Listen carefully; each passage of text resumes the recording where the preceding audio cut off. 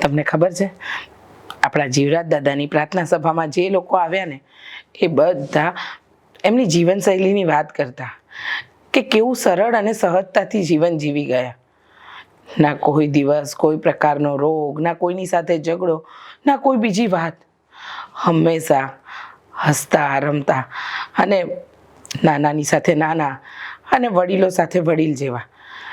જે ઉંમરની વ્યક્તિ એમને મળે ને એવા થઈ જતા. હા, આજકાલના જુવાનિયામાં કે આપણામાં આવા ગુણ આવ્યા જ નહીં.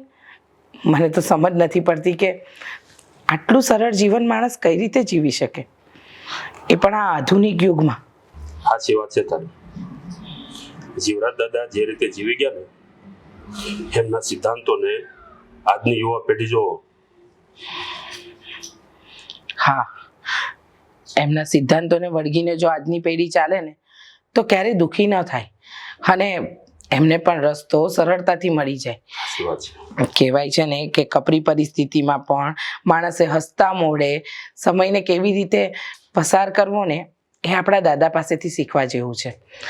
હું ઈચ્છું છું કે આપણા બાળકોને, આપણા દીકરા દીકરીઓને પણ આપણા દાદાનું જે જીવન હતું ને એની પૂરેપૂરી જાણકારી હોવી જોઈએ, જેથી કરીને એમના જીવનમાં પણ ક્યારેય કોઈ તકલીફ આવે ને તો એ લોકો સરળતાથી પાર કરી શકે.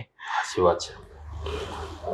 આપણે આજે આપણા બધા બંને દીકરીઓને, સાગરને બધાને બોલાવીને આપણે દાદાનું જીવન ચરિત્ર આખું એને કહીએ. સાચું કહું તો અત્યારે દાદા આપણી વચ્ચે નથી, પણ ઘણા સ્વરૂપે અને ઘણી એવી વસ્તુઓ છે જે રૂપે દાદા હંમેશા આપણી સાથે રહેશે. અને આપણી આવનારી પેઢીઓને પણ જો દાદા જે જીવન જીવી ગયા એનો ખ્યાલ હશે ને તો ક્યારેય એ લોકોના જીવનમાં ખોટું નહીં થાય, અને ખોટું થશે ને તો એ લોકો રસ્તો કાઢી લેશે. સાચી વાત છે. હા, હું આપણા દીકરા અને દીકરીઓને બોલાવું. આપણે આજે જીવરાજ દાદા વિશે જ વાત કરવી છે. ઠીક છે, બોલે.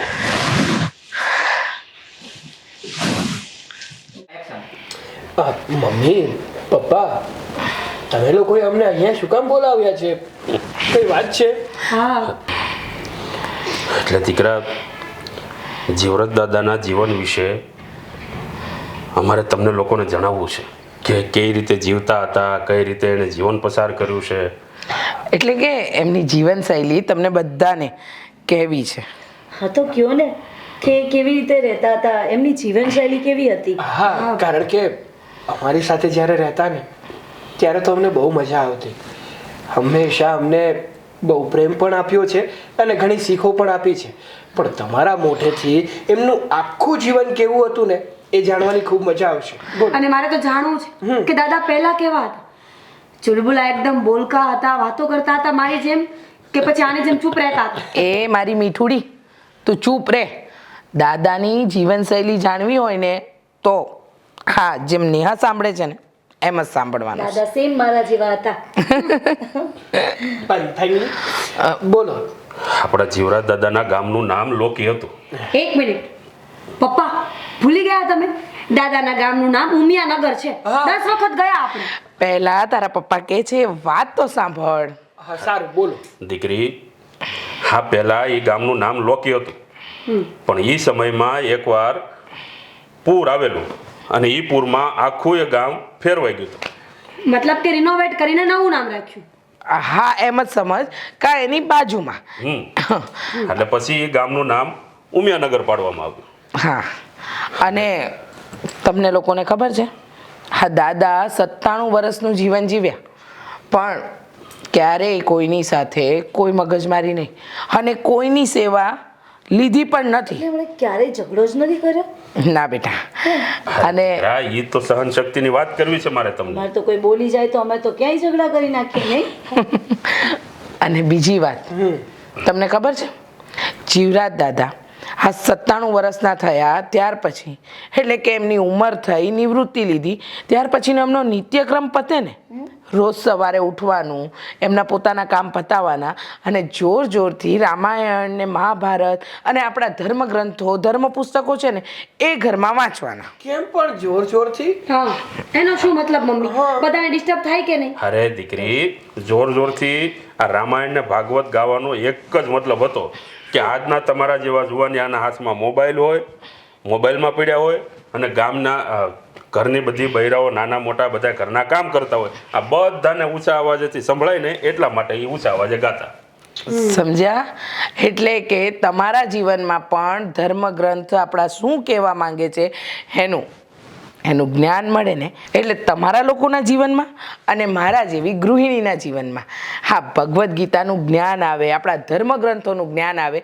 એટલે દાદા જોર જોરથી સવારમાં આપણા ધર્મગ્રંથો વાંચતા. કોઈ પાસે સમય ના હોય તો બધા સાંભળી લઈને. એટલે જ આવડે છે ને તને બધું બોલતા ને તને તો વાંચતા? જાણે બહુ બધું આવડે છે. બસ એક મત મારે કરવી છે. હા, આવું કરવાથી એ સમયનો દિવસ ખૂબ સારો હશે. મતલબ આખું ઘર એકદમ ભક્તિમય બની જતું હશે નહીં? અને જીવરાજ દાદાના 97 વર્ષના જીવનકાળમાં ક્યારેય એણે મોબાઈલ નથી વાપર્યો. હા, પણ પહેલા ક્યાં મોબાઈલ હતા જ? શું પપ્પા તમે અરે પણ અત્યારે તો હતા ને, અત્યાર સુધી નથી વાપર્યો. બેટા આ છેલ્લા 25 વર્ષમાં તો મોબાઈલનું ચલણ આવ્યું ને, પણ ત્યાર પછી પણ જીવરાજ દાદાએ કોઈ દિવસ મોબાઈલ નથી વાપર્યો. એ મમ્મી એક સવાલ કરું. આ દાદા 97 વર્ષ જીવ્યા ને, તો આટલા વર્ષો એમણે કઈ રીતે કાઢ્યા? મીન્સ કે માનો અત્યારે 50 વર્ષ કાઢવા અઘરા છે, આપણે તો આટલી ઉંમરમાં થાકી જઈએ છીએ, એમણે 97 વર્ષ કઈ રીતે કાઢ્યા હશે? એ જ તો પૂછ ને તારા પપ્પાને. હંમેશા સાદું જીવન જીવવાનું, ઘરનું ભોજન ખાવાનું અને સમયસર નીંદ લેવાની. અને તમને ખબર છે કે દાદા જે જીવન જીવ્યા છે ને એ જીવવું આપણા બધા માટે બહુ મુશ્કેલ છે, પણ છતાંય બેટા એ જીવન જીવવું ને એ સર્વશ્રેષ્ઠ છે. જો તમારા જીવનમાં એમના જીવનનો 1% પણ આવી જાય ને તો તમે સારું જીવન જીવ્યા બરાબર છો. પણ મમ્મી આ ભાગદોડ વાળા જીવનમાં એ બધું શેડ્યુલ મેચ કરવું અઘરું છે ને અત્યારે. મમ્મી થાય ખરું? મને તો 1 વાગ્યા સુધી નીંદર ન જ આવે, ગમે તેમ કરી લો. અને સવારે જેવો સૂરજ ઉગે ને એવી મને નીંદર ચડતી હોય. એ લોકો કેવી રીતે વહેલા ઉઠી જતા અને વહેલા સૂઈ જતા? આપણા દાદાને જ્યારે નીંદર ન આવે ને ત્યારે એ સારા સારા પુસ્તકોનું વાંચન કરતા. હા બેટા, કહેવાય છે ને પુસ્તક છે ને એ તમારો સાચો અને સારો મિત્ર છે. જો તમે એને વાંચો ને અને વાંચનની ટેવ પાડો ને તો તમારા જીવનમાં એ બદલાવ તો લાવે જ. એમ અત્યારે આ જીવરાજ દાદાએ એમનું જીવન એ રીતે જ ગાળ્યું જે રીતે એમની જીવનશૈલી હતી ને એ હિસાબે તો એમને નખમાં રોગ નહોતો. અને એક વાત કહું તમને, એકવાર છે ને હું આખી થાળી ભરીને જમવા બેઠો હતો. આ જેટલું પણ જમણવારમાં હતું ને એ બધું લઈને બેઠો હતો. તો દાદાએ ત્યારે મને શું કીધું હતું ખબર છે? કે દીકરા, આપણા પેટની જેટલી ભૂખ હોય ને એના કરતાં ઓછું જમવાનું અને થાળીમાં અન્ન કોઈ દિવસ પડ્યું ના રહેવું જોઈએ. હા, એ વાત તો સાચી છે. એક દિવસ રાત્રે મોડી જમવા બેઠીને તોય દાદા ખીજાયા હતા કે 12 વાગ્યા પછી ક્યારે જમવું ન જોઈએ, 12 વાગ્યા પછી રાક્ષસો ખાય. હા, એ મને પણ કહેતા કે જમવાનો સાચો સમય 7 થી 7:30 નો હોય છે. હું તો જમી લેતી એટલા સમય, એટલે દાદા મને ક્યારે નથી બોલ્યા. હા, તું તો આમ પણ દાદાની લાડકી હતી. હા, તું ડબલ.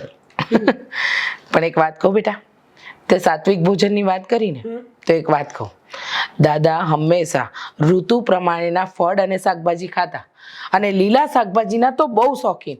આમ બજારે જવાનું, જાતે લાવવાના અને એમને બધાને કહેવાનું કે ચલો બનાવો લીલા શાકભાજી. પણ મમ્મી અત્યારે તો ઋતુ પ્રમાણે ફ્રૂટ કે શાકભાજી આવતા જ નથી, ગમે ત્યારે ગમે તે વસ્તુ મળે. અરે એ તો વાંધો છે.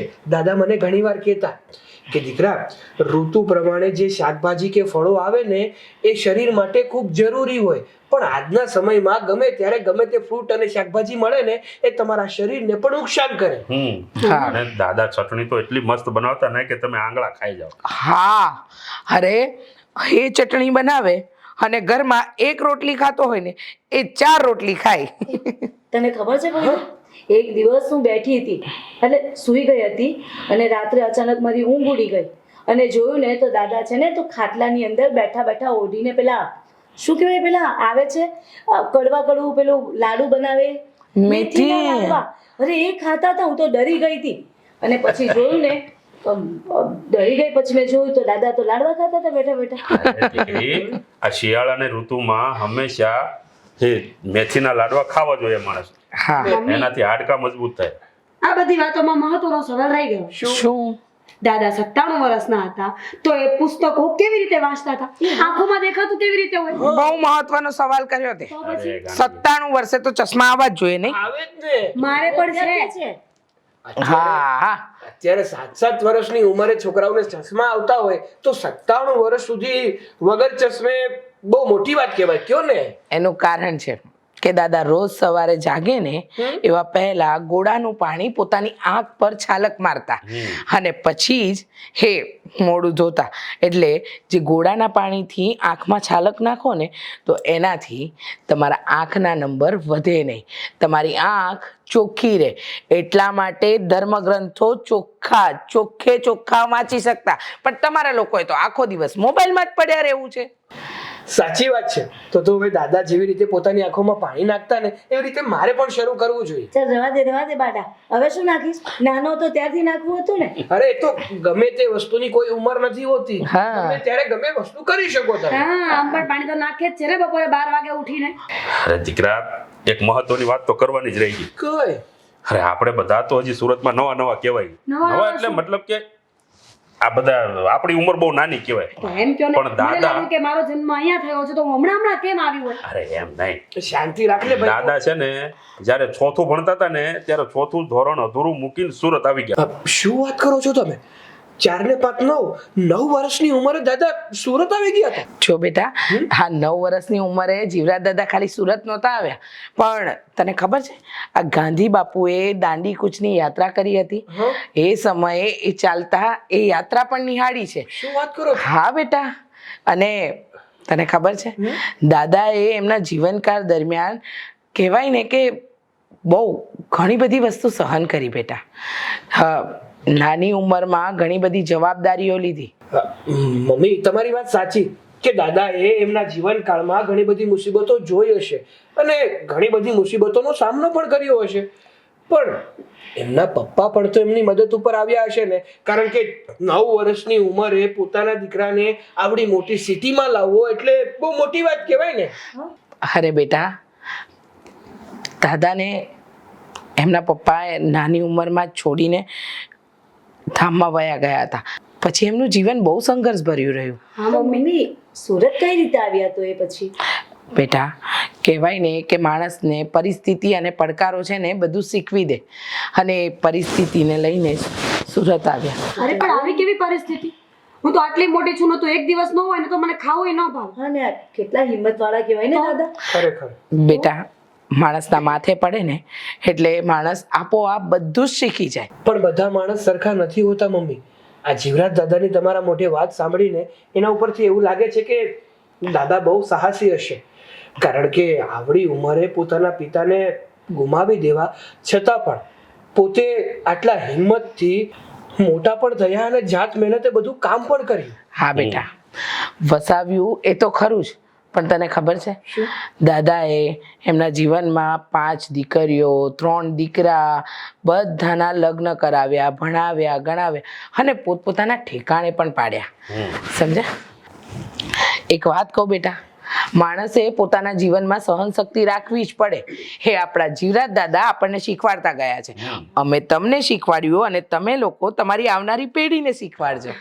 અને જીવરાજ દાદા સહન શક્તિનો વીરડો હતા. હા, એ વાત તો સાચી છે તમારી. અરે વિચાર તો કર ભાઈ કે અત્યારે કેટલી 5 દીકરી ને, હા 5 દીકરી 3 દીકરા પરણાવ્યા. અત્યારે એક પરણાવવું હોય ને તો નેવા આવી જાય છે. સાચી વાત સાચી છે વાત છે. તારી.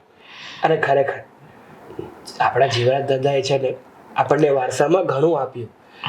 કહેવાય ને કે મિલકત કરતાં પણ મોટા સંસ્કાર હોય છે, અને જે માવતર પોતાના સંતાનોને સંસ્કાર આપીને જાય છે ને એ દીકરાઓ કે દીકરીઓ પોતાના જીવનમાં ક્યાંય પાછળ નથી પડતા. સાચી વાત છે બેટા. અને એક મહત્વની વાત શું? કે આપણા જીવરાજ દાદા 97 વર્ષની ઉંમર થઈ ત્યાં સુધી એક પણ દાખલો એવો નથી કે કોઈની સાથે લડ્યા હોય કે ઝઘડ્યા હોય. શું વાત કરો છો? હા કારણ કે કોઈ પણ ઊંચા અવાજે બોલે કે કોઈ પણ એને ગમે તેવા શબ્દો કે જીવરાજ દાદા હંમેશા સહન કરતા. સાચી વાત છે. શાંત હતા ને મારી જેમ. ખરેખર એટલે હું દાદા જેવી શાંત છું. ના ના આટલી પણ શાંત નથી.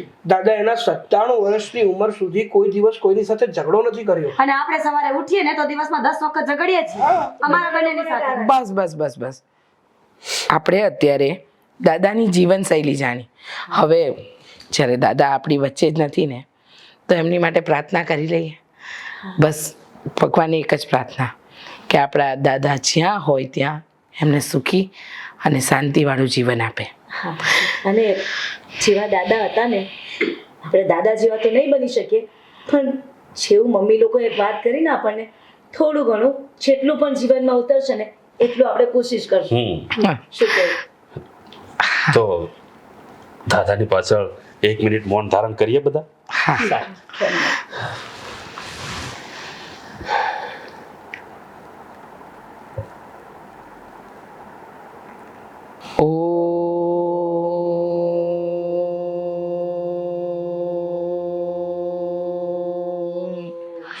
શાંતિ શાંતિ શાંતિ.